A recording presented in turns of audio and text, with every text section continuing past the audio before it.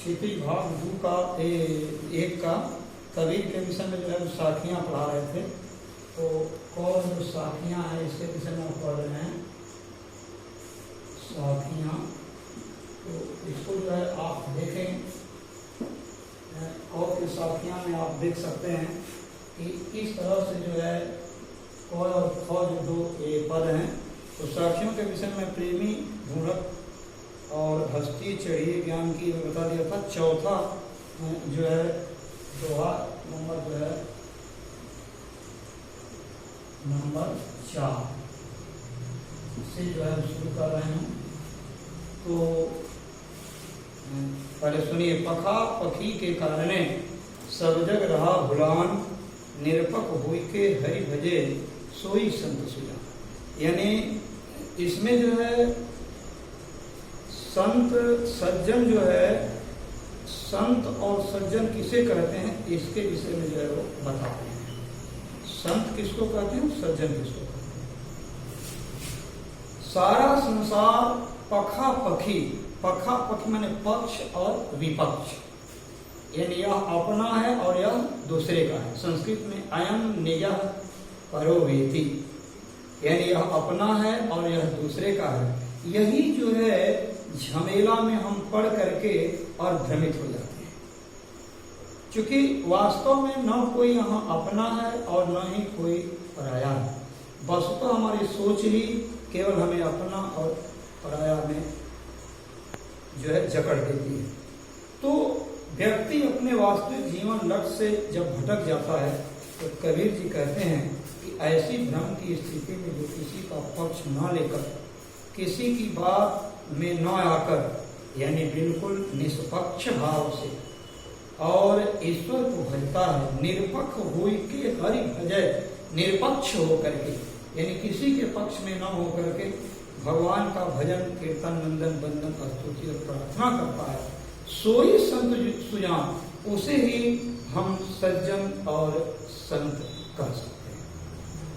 क्योंकि पक्ष और विपक्ष के चक्कर में सब जग रहा भुला, सारे संसार के लोग जो है वो ग्रसित हो चुके हैं। निरपक्ष हुई के हरि भजे, जो बिल्कुल इससे निरापद होकर के, इससे अलग हट करके जो भगवान का भजन करता है, कीर्तन करता है, निश्चित तौर पर कबीर जी कहते हैं कि वही सच्चे अर्थों में ईश्वर का दर्शन कर पाता है और वही वास्तव में संत और सज्जन कहलाने के अधिकारी भी है। तो सोई, देखिए यहाँ सोई संत सुजान, सोई संत सुजान में 100 की जो पुनरावृत्ति हुई है, इसमें जो अनुप्रास अलंकार है। और मैंने पहले ही बता दिया था कि यह जो इन लोगों की जो भाषा है कबीर जी की जो है, कबीर जी की जो साखियाँ हैं वो मैं बता देना चाहता हूँ कि यह जो है कबीर की जो साखियाँ हैं, कबीर इसके रचनाकार कबीर जी हैं। ये जो है बता रहे हैं कि संत और महात्मा जो होते हैं वो बिल्कुल अपना और पराया की भावना से अलग हो जाते हैं, क्योंकि उनके लिए तो वसुधैव कुटुंबकम, यानी पूरा संसार उनका अपना परिवार लगता है।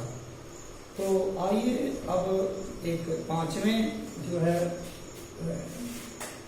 दोहा की ओर हम जो पढ़ रहे हैं।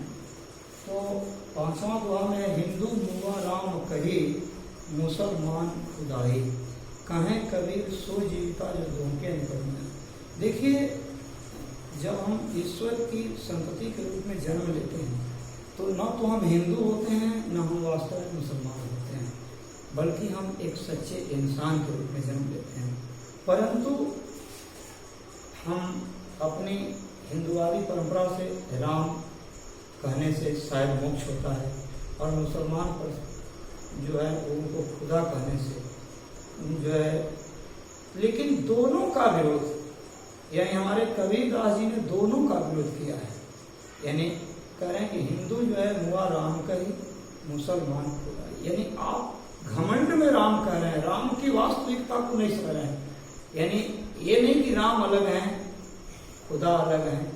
अरे भाई, कहा गया है कि जो है, जो राम है वही रहीम है, वही करीम है।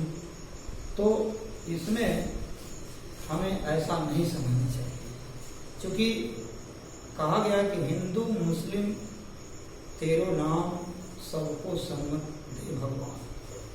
हिंदू मुस्लिम तेरो नाम, यानी भगवान का नाम हिंदू और मुस्लिम रूप में हम लोगों ने रख दिया है। तो हिंदू हुआ राम का, यदि राम राम कहते कहते हम मर जाएं अज्ञानता में जकड़ करके, तो उस राम का कोई अर्थ नहीं निकलता। और मुसलमान खुदा कहते कहते मर जाए तो उससे भी उससे कुछ अर्थ निकलने वाला नहीं है। इसलिए कबीर जी कहते हैं, कहें कबीर सो जीविता, वास्तव में वही जो है जीवित है, वही जीता है जो दोहू के निकट न जाए। यानी दोहू का मतलब राम और खुदा के पचड़े में नहीं पड़ करके जो व्याप्त अद्वैत तत्व को देखता है, यानी दोनों से परे जो उन्हें देखता है, वही उसी का जो है जीवन सार्थक माना जाता है। संकीर्ण सोच जो है हमें अवन्नति के मार्ग को प्रशस्त करा देती है, लेकिन उच्च सोच हिंदू मुस्लिम सिख ईसाई आपस में है भाई भाई। इस तरह की जो भावनाएं हमारे पूर्वज और जो है महापुरुषों ने जो दिए हैं, उसको हमें जरूर ध्यान से समझना चाहिए। इसलिए अब जो है आपको छठवां श्लोक जो है दोहा आपको बता रहे हैं, छठवां। तो काबा फिर काशी भया, रामी भया रहीम, मोट चून मैदा भया बैठी कबीरा जी। कह रहे हैं कि इस कबीर की साखियों से, इस साखी में कबीर यह बताते हैं कि संप्रदाय बांटने का जो काम करते हैं, राम ही रहीम और काबा ही काशी, या रहीम राम और काशी काबा हो जाते हैं।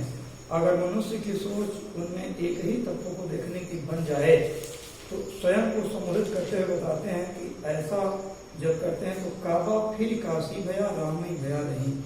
यदि हम उच्च सोच, अभी भी मैं बता रहा था, उच्च सोच हो जाती है तो हम खुदा में भी राम की झलक देखते हैं और राम में खुदा की झलक देखते हैं।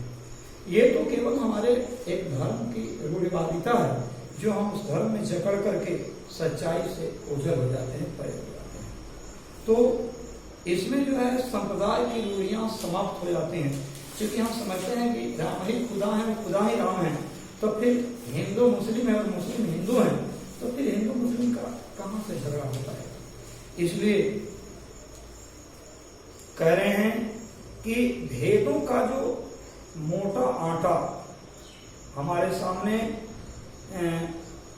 अभेद का जो मैदा बन जाता है, यानी मोटा जो आटा है उसको पीस करके हम मैदा की तरफ पतला बना देते हैं।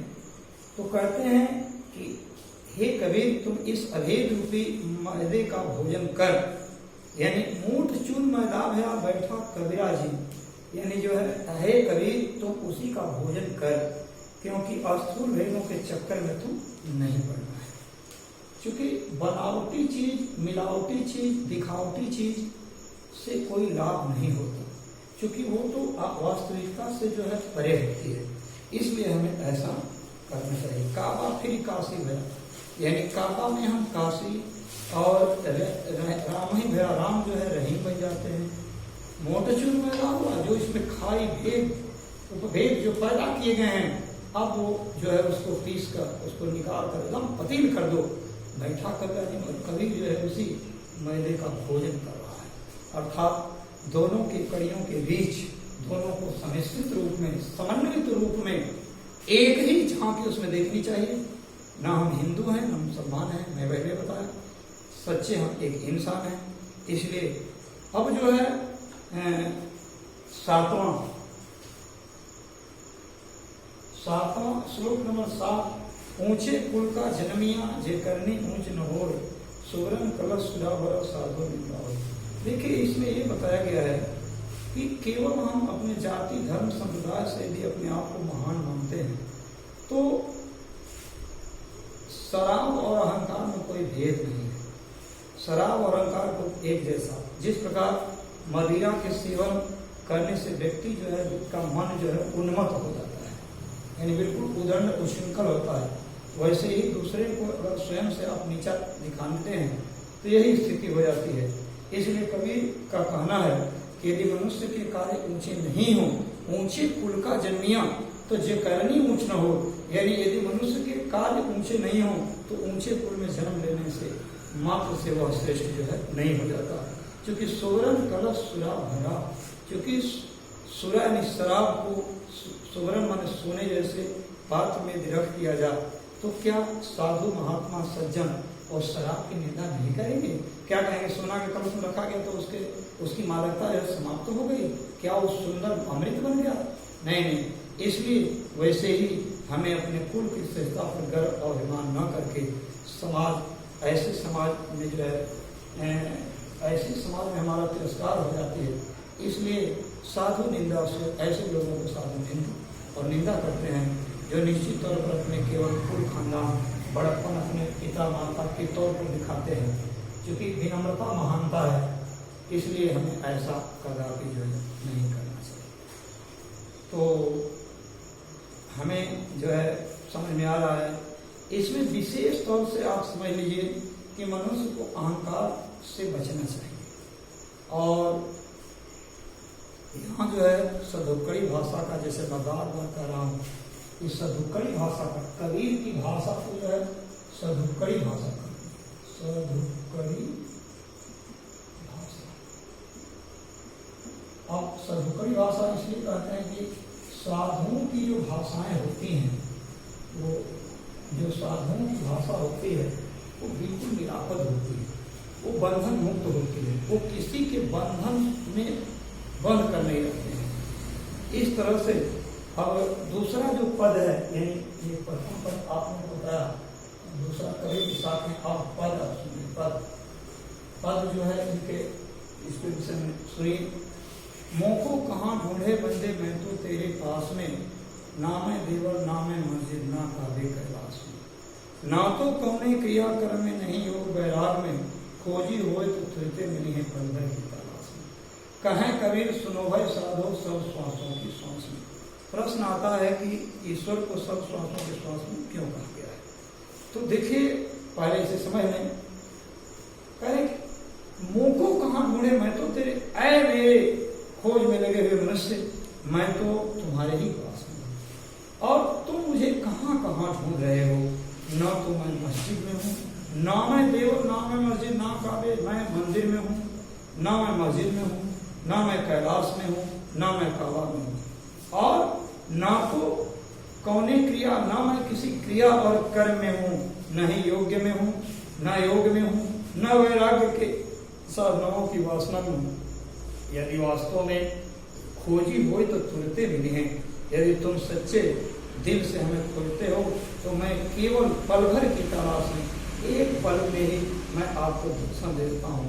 कहें कबीर सुनो भाई साधो। कबीरदास जी साधु महात्माओं को कहते हैं कि परमात्मा मनुष्य के भीतर ही निवास करता है, केवल देवालय और कर्मकांडों में नहीं। इसलिए ईश्वर सब श्वासों के श्वास में, यानी जितनी भी जीवात्मा है, अंतरात्मा है, उनमें सभी में जो है वह निवास करता है। अब ये प्रथम पद, दूसरा पद जो है आपको फिर इसमें एक मैंने प्रथम पद और प्लस द्वितीय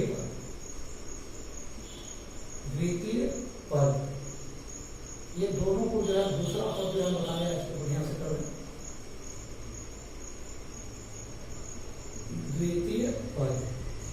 द्वितीय पद में बताया जा रहा है कि संतों भाई आई ज्ञान की आंधी, यानी हे संतों जब ज्ञान की आंधी आई तो भ्रम की जो, संतों भाई आई ज्ञान की आंधी, भ्रम की टाटी सबे उड़ानी माया रहे न पाई। भ्रम रूपी जो टाटी कहते हैं, जो छान का होता है उसको कहते हैं, तो वह टाटी माया की जो रस्सी से बंधी हुई थी, माया रहे न बांधे, उसको अब बांधी नहीं रह गई, यानी उड़ाकर चल दिया। वह रस्सी जो है बिल्कुल तितर बितर हो गई, क्योंकि हित चित्त की दो थूनी गिरानी, उसने जो है जो हित चित्त छप्पर को रोकने जो खंभे लगे थे, वे आंधी के जो झोंके हैं उनसे वो ध्वस्त हो गए। वे दोनों खंभे चूंकि चित्त की दो अवस्थाओं के परिचय देते हैं, एक विषयाशक्ति और दूसरा बाह्याचार, यही दो थूमियां हैं। और हित चित्त के द्वैथूनि गिरानी मोह वलिंदा टूटा, जब इतना होता है तो अहंकारी का मोह का अहंकार जो टूट जाता है। तृष्णा छानी परी है ऊपरी उगधि का भांडा फूटा, तब जो है तृष्णा रूपी छप्पर का मुख्य आधार मोह रूपी यानी बांस बल्ली के जो छप्पर थे टूट गए। अब फलस्वरूप जो है हमारा छप्पर धराशायी हो गया, अर्थात तृष्णा जो है वो विनष्ट हो गई। जुगत जोग जुगति करी संतों बांधी, संत और महात्मा उसकी युक्ति करके उसको अपने आप को एक संयमित नियमित बनाते हैं, अपने आप को बाहरी सांसारिक माया मोह से परे रखते हैं। निर्चु छुए न पानी, और अब उसमें से एक बूंद भी पानी छूने का नाम नहीं लेता, क्योंकि मुख्य आधार जो है गिरने से सामान्यतः आंधी के बाद जैसा कि आप जानते हैं वर्षा होती है और उसमें एक बूंद छू नहीं रहा है। कुड़क पटकाया का निकस्या हर की गति जब जानी, जब हमारे मन में कुमति रूपी बर्तन जो है टूट जाता है तो सामान्यतः आंधी के बाद जो वर्षा होती है तो उसमें जो है प्रेम रूपी भक्ति में यानी वर्षा जो होती है उसमें हम लोग डूब जाते हैं। इन प्रेम भक्ति आंधे पीछे जो जल उठा, आंधी के बाद जो जल आता है प्रेम हरि जल बिना, जो प्रेम रूपी भक्ति में भीग जाता है, जो आनंद का अनुभव करता है, उसमें जो है उनके मन में कहें कबीर भान के प्रवृत्ति उदित भया तमकीना, यानी उनके मन में दिव्य प्रकाश छा जाता है और उसके बाद वो वास्तविक स्वरूप को, ईश्वर के वास्तविक स्वरूप को जो है वो समझ लेते हैं। तो इस तरह से यह पाठ जो है समाप्त होता है और आज इतना ही, फिर अगले दिन हम इसके प्रश्न उत्तर पर जो है प्रकाश डालेंगे। बहुत बहुत धन्यवाद।